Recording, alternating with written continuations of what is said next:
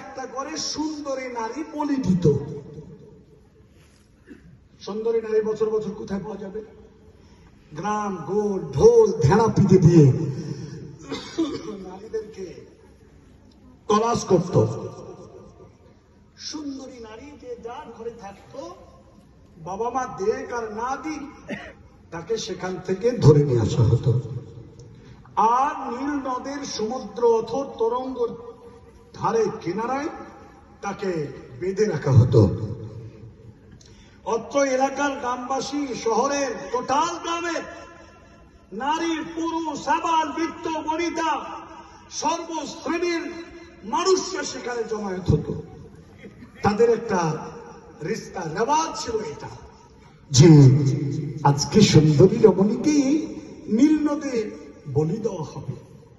তার জন্য কেউ ব্লাউজ, কেউ ছায়া, কেউ বা জামা, কেউ আরো দামি দামি কামিজ লিবাস, হাতের চুড়ি বাড়া ঘুঙুর আরো কিছু নাকের কানের সব নিয়ে এসে তাকে উপহার দিচ্ছে। মেয়েটা বলছেন, তোমরা যে এত দামি দামি উপঢৌকন নজরে না তোমরা আমার কাছে নিয়ে আসছো, এখনই আমাকে এই নীল নদীর হাত পা বেঁধে ফেলে দিবে, আর এগুলো আমার কি বা আমার কাজে আসবে?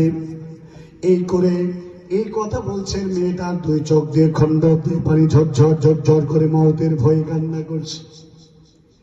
মেয়েটার কাছ থেকে একটা একটা করে তার পোশাক তার গাতে খুলে নিল। তরুণ যুবতী নারীটাকে উলঙ্গ করে ফেলা হলো। চার হাত পা বেঁধে এই নারীকে পানির মধ্যে, সমুদ্রের এই নীল নদের মধ্যে তাকে নিক্ষেপ করে দিল। আর তারা বলল, ও নীল নদ, তোমরাকে আমরা সাহায্য করলাম, এবার তুমি আমাদের পানি দিয়ে সাহায্য করো। বিশ্ব নবী শুধু তাই নয়, কন্যা সন্তান জন্ম নিলে তাজায় তাদেরকে দাফন করে দিয়েছে, খাদ খুঁড়ে পুঁতে দিয়েছে। মেয়েদেরকে সহ্য করতে পারত না।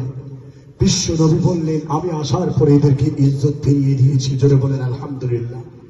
ও আমার উম্মতে মুসলিমিন, তোমরা করবে কি আমার এই আমানতের জাতি, এই নারীদেরকে তোমরা কেউ বেইজ্জত করবে না, সম্মান করবে। এই আমানত পুরুষ তোমাদেরকে আমি দিয়ে গেলাম। আর আপনি আপনার মেয়েটাকে বন্ধন ব্যাংকের কাছে বিক্রি করে দিলেন। আপনি কত বড় নির্লজ্জকর পুরুষ এই কাজ করতে পারেন? অতএব বিশেষ কথা না বাড়িয়ে আমি আপনার কাছে বলতে চাই, এই হাদিসের উপরে আপনারা আমল করুন। এই হাদিসটা আপনি আজকে শুনিয়ে যায় মা, বোন, বেটি, ভাই, বন্ধু, যুবক, খুব ভালো করে শুনবেন, বৃদ্ধরাও মনে রাখবেন। আল্লাহ রাসূল বললেন, আল্লাহ রাব্বুল আলামিন রাসূল তিনি বললেন, ইগতানিম খামসান ক্বাবলা খামস, পাঁচটা জিনিসের পূর্বে তোমরা পাঁচটা জিনিসকে প্রায়োরিটি দাও, প্রাধান্য দাও। সাবাবাকা ক্বাবলা হারামি, এ যুবক, এই বয়সটাকে তুমি বেশি করে মূল্যবান মনে করো।